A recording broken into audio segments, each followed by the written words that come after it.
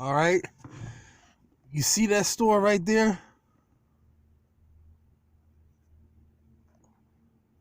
See that store right there? That says now open.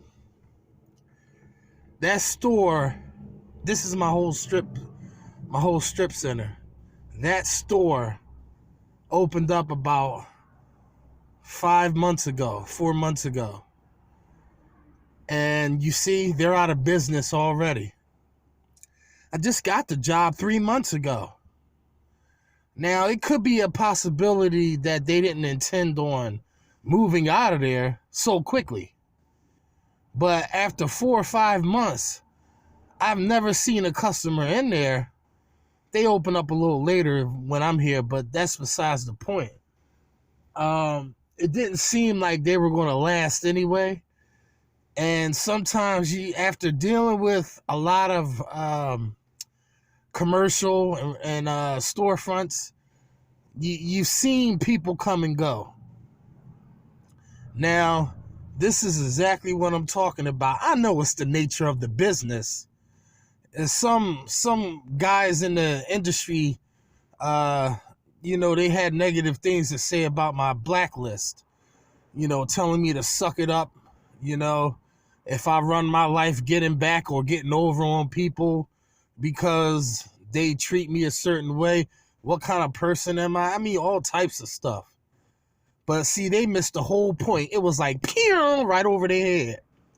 So this Blacklist, so they had a business. It was a shoe store. They had different kinds of shoes. It wasn't even like a name brand shoe store.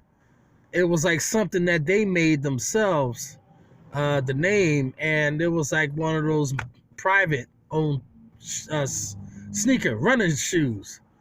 So there's another one down the street. So they haven't been there long enough to make an observation whether or not they're going to survive. But if you ain't made no money and it costs more to operate that business and you didn't make enough money to even cover that, I guess that's when you decide to just cut your losses loose. But you see, they could have told me this. And see, if they decide to open another business, they may not call me because they're probably not going to even have my number. I gave them my card, but you know how that is.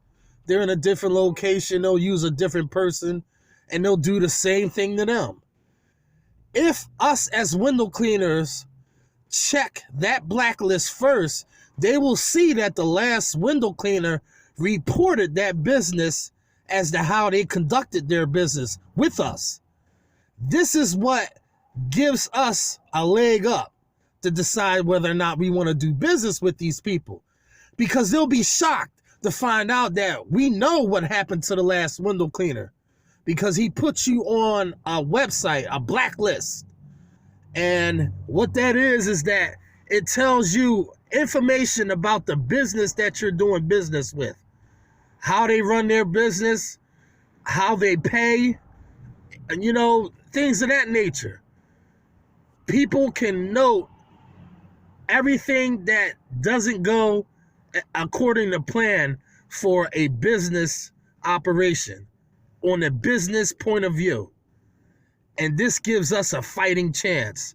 It doesn't mean, I know it's the nature of the business, but it doesn't mean we have to accept that. You want to do something about it? Let's all do something about it. But I can't do it without you. I can't do it without y'all. The more that's on that list, the better it's going to be for us, because it'll give us information on who we're doing business with. If you don't know already, do you know who you're doing business with? Do you know who you're getting in bed with? You know what I mean? You got to know, sorry, the camera's shaking, but you got to know that is unacceptable. And it happens all too often. But at least we can have a fighting chance if we know what happened to the last window cleaner. Because if they don't tell you, and they could lie, you know what I mean? They could tell you anything. Oh, he just wasn't showing up. when really he was too expensive, or maybe he was too cheap, or maybe he just sucked at cleaning windows. You don't know. So at least if somebody reports that business on the blacklist that you dropped without notice, that's a red flag. It could be for some people. Some people just wouldn't care until it happens to them. Then they would care.